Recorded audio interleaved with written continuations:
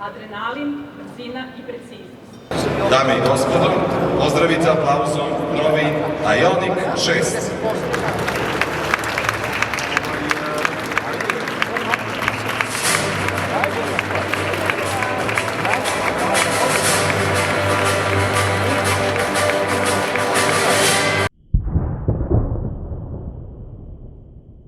Dobar dan i dobrodošli na 55. Međunarodni sajam automobila u Beogradu, koji se održava od 22. do 28. marta ove godine. Na ovom sajmu ćemo imati prilike da vidimo mnogo noviteta, kako električnih, hibridnih, tako i običnih benzinskih, ali i dizelskih. Da ne bi mnogo gubili vreme, ajmo unutra.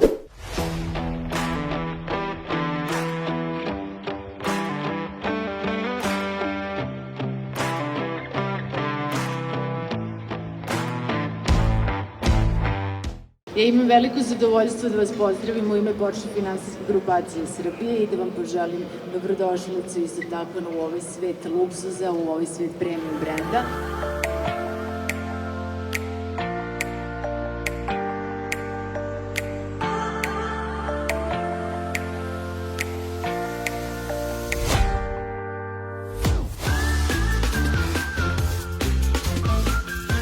U hali broj 3 Beogradskog sajma smešteni su svi premium proizvođači.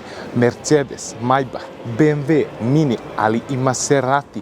Svi najekskluzivniji modeli se nalaze upravo ovde. I zaista, u hali broj 3 imate priliku da vidite neke od najekskluzivnijih modela na svetu. Po prvi put se pojavio i Maserati, italijanski proizvođač preko novog uvoznika Delte. No ukoliko vas interesuje bilo šta budžetski, u ovoj hali to zaista nećete pronaći, jer se radi o automobilima koji u proseku koštaju više od 70.000 evra, dok pojedini idu i preko 200.000 evra.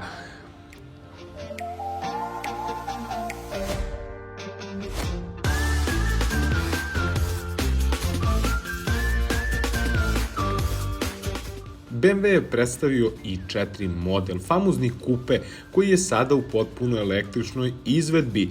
Spremni ili ne, struja dolazi na velika vrata.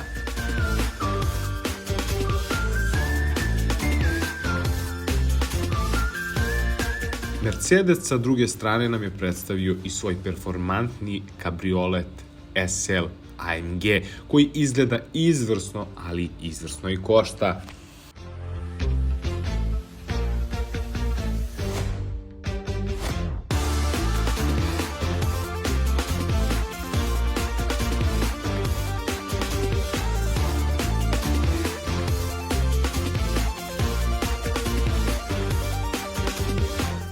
Neke od ekskluziva koje ste imali prilike videti u ovoj hali su i Mercedesov potpuno električni SUV EQS.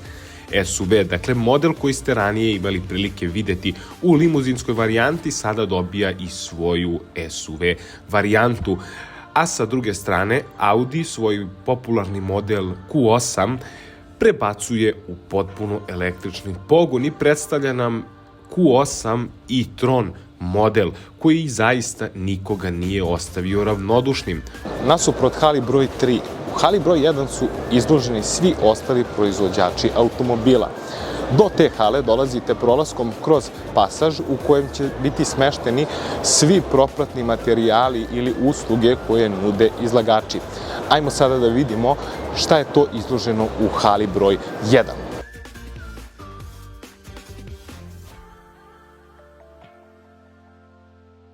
U ovoj hali su cene za nijansu pristupačnije. Postoji veća verovatnoća da ćete pronaći svog ljubimca ovde nego u prethodnoj hali u kojoj smo bili. No ni ovde situacija nije baš najsjajnija, pa tako najnoviji Fiat 500 koji je električan košta čak 39.000 evra. Apsurdno veliki iznos za automobil tog ranga.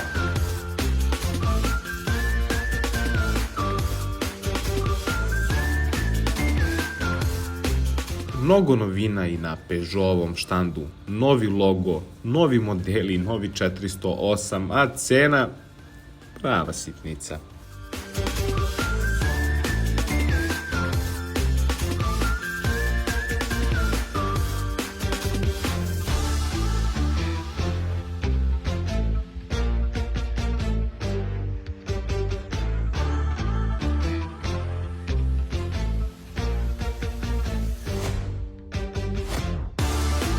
Za razliku od prethodnog sajma, oldtimeri su na ovogodišnjem sajmu našli svoje mesto tek u par primeraka, dakle nije bilo ništa od velike hale kao prošle godine.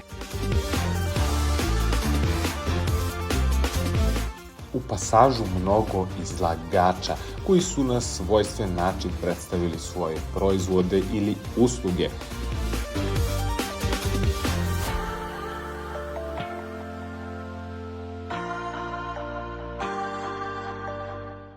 Posetioci nisu ostali uskraćeni ni za pick-up van, ali i dostavna vozila koja su svoje mesto pronašli u prolazu između dve hale. No ukoliko ste mislili da će makar ovakva vrsta vozila biti jeftina, daleko od toga, jer pojedini kombi idu i do preko 100.000 evra.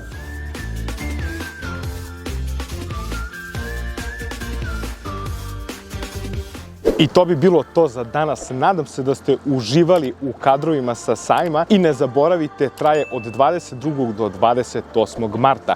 Ćao!